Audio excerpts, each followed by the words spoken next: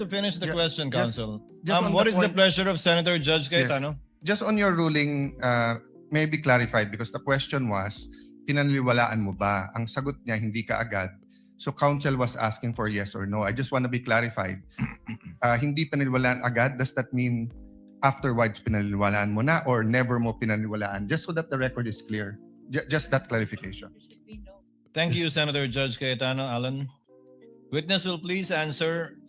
Yes, Your Honor. Kaya ko nga po ikinikwento yung buong pangyayari para po makita kung paano po kami dumating dun sa punto na ginamit po doon sa pattern of violence yung pong affidavit na ito. So, liwanagin ko po Director Matibag. Opo. Hindi nyo agad pinaniwalaan nung simula, pinadaan nyo rin sa inyong SOP sa investigasyon, kalaunan, pinaniwalaan na ninyo at sa ngayon, pinapaniwalaan po ninyo yung nakasaad dun sa dokumentong yun.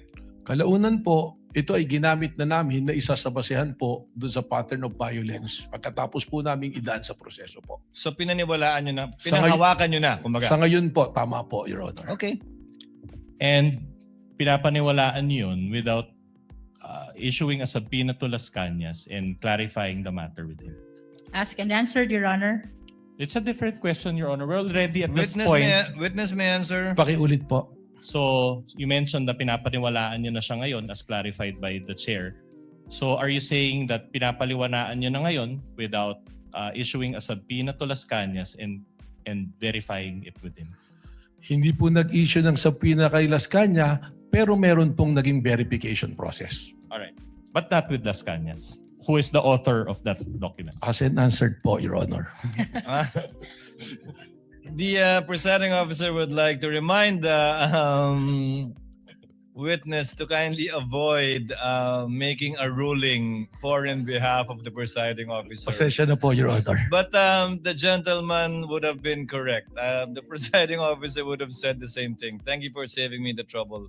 But try to avoid that, Director Matibag. Sorry po, Your Honor. All right. Thank you. Thank Counsel may proceed. All right. Director Matibag, yesterday I identified 2 videos and you related it with the alleged pattern of behavior of VP Sara, correct? The first video that you showed, I think, involved the sheriff. Tama po. But that incident, will you confirm that that incident took place on July 1, 2011? Yes, long time ago po. So around 15 years ago. Tama po. And did you still find it relevant to use that video?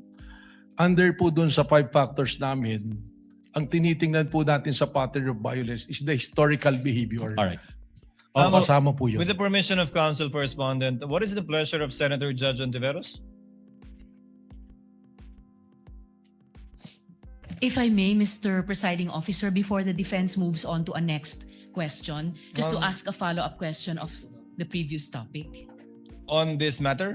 On the matter of the Las Cañas affidavit, Mr. The Presiding lady Officer. may proceed with that question on Las Cañas only. Salamat po, Mr. Presiding Officer. Follow-up question, Mr. Witness. According to your testimony yesterday, you reviewed Arturo Las Cañas' affidavit as part of the larger investigation concerning the Vice President's capacity to carry out the alleged threat. Sa pagkakaalam po ninyo, Director, at batay din sa larger investigation na iyon, sinagot po ba ng Vice Presidente sa anumang paraan yung mga alegasyon sa affidavit na yon ni Las Cañas? Your Honor, marami po kasi kaming, yun nga po yung gusto kong ipaliwanag, marami po kasi kaming mga i-consider na tinatawag natin po na open source intel. Yan na po yung mga news, mga report. At nung tinitingnan po namin yan, si Arturo Las Cañas, meron pa po siyang lumabas na balita noon nung isinumite niya itong affidavit na to sa ICC. At maalala ko po, meron din po lumabas sa balita na mismong si Vice President Sara Duterte, parang sinasabi po niya roon na hindi ko kailangan ng DDS para gumawa ng kayang gawin ng DDS. Something to that effect po. Na-consider po namin lahat po yan. Sa sinabi di umano ni Vice President, sinabi niya hindi niya kailangan ang DDS para gawin ang yung kayang Kayang gawin ng gawin DDS. Something ng like that po. DDS. Opo. Hindi ko po eksaktong ma-recall yung phrase na pagkakasabi po. Salamat, Mr. Witness. I may return to that point later. The lady may Today, do so Mr. after Presiding Officer. the Salamat po. cross, redirect, and recross. When she avails for time, counsel for respondent may proceed.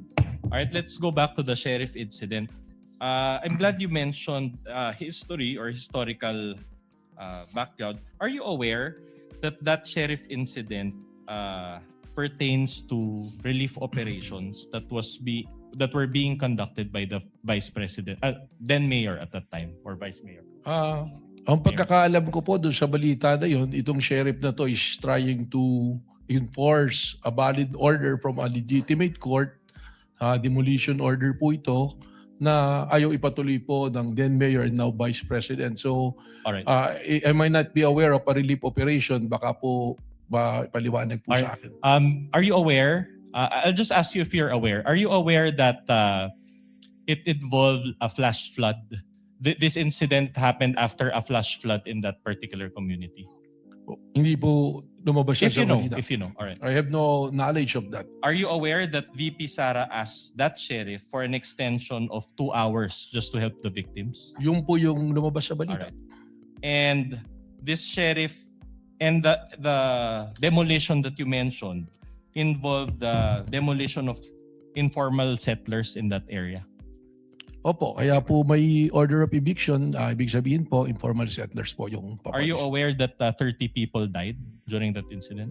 I have no knowledge of that, Your Honor. So in other words, are you also aware that it was the sheriff's refusal to provide the 2-hour extension? That's why VP Sara got Well, that angry. is the claim of the then mayor. If you know only, if you know. I have no You knowledge have of no that. knowledge. All right. I'll move on to a new point. Now,